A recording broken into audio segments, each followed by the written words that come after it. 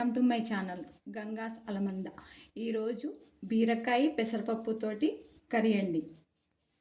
వెలిగించి ప్యాన్ పెట్టి 2 spoons oil వేస్తున్నానండి. కాస్త ఆవాలు, కాస్త జీలకర్ర, ఒక 2 ఉల్లిపాయలండి, కట్ చేసుకున్న ఉల్లిపాయలు,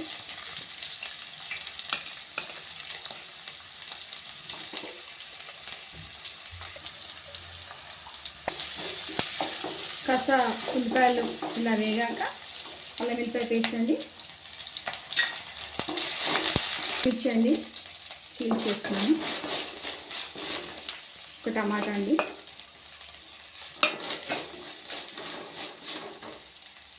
కాస్త కరివేపాకు బాగా ఫ్రై అవ్వాలండి, మగ్గాలి.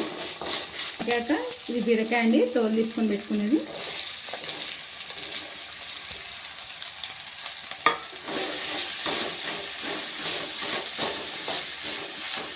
బాగా మగ్గాలండి. కాస్త మగ్గాక సాల్ట్ అండి ఉప్పు తగినంత తీసుకొని వేసుకోండి, కాస్త పసుపు, కారం రుచి తగినట్టు తీసుకోండి. నేను 2 స్పూన్స్ వేసుకున్నాను. స్పూన్ ధనియాల పొడి అండి, బాగా కలుపుకోవాలండి.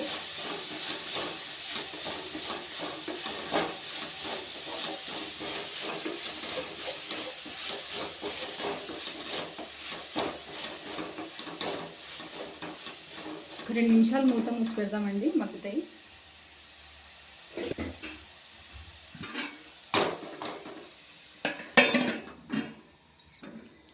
చూడండి మూత తీస్తున్నాను. చూడండి కాస్త మగ్గాది, వాటర్ కూడా వచ్చింది దీంట్లో. ఇప్పుడు పెసరపప్పు అండి, ఇది 1/2 అవర్ ముందే నానేసుకున్నానండి. ఒక 2 కప్స్ అండి, చిన్న కప్ తోటి ఇది వేసేస్తున్నాను. కాస్త నీళ్ళు పోసుకున్నానండి, పోసుకొని ఇది మగ్గాలండి. పెసరపప్పు చాలా తొందరగా ఉడికిపోతుందండి. మూత మూసుకున్నాను. చూడండి ఒక 5 మినిట్స్ అయిన తర్వాత చూస్తున్నాను. చూడండి అంతా ఉడికిపోయింది, బీరకాయ పెసరపప్పు కూడా ఉడికిపోయిందండి. అంతేనండి, స్టవ్ ఆఫ్ చేసేసి సర్వ్ చేసుకోవడమే.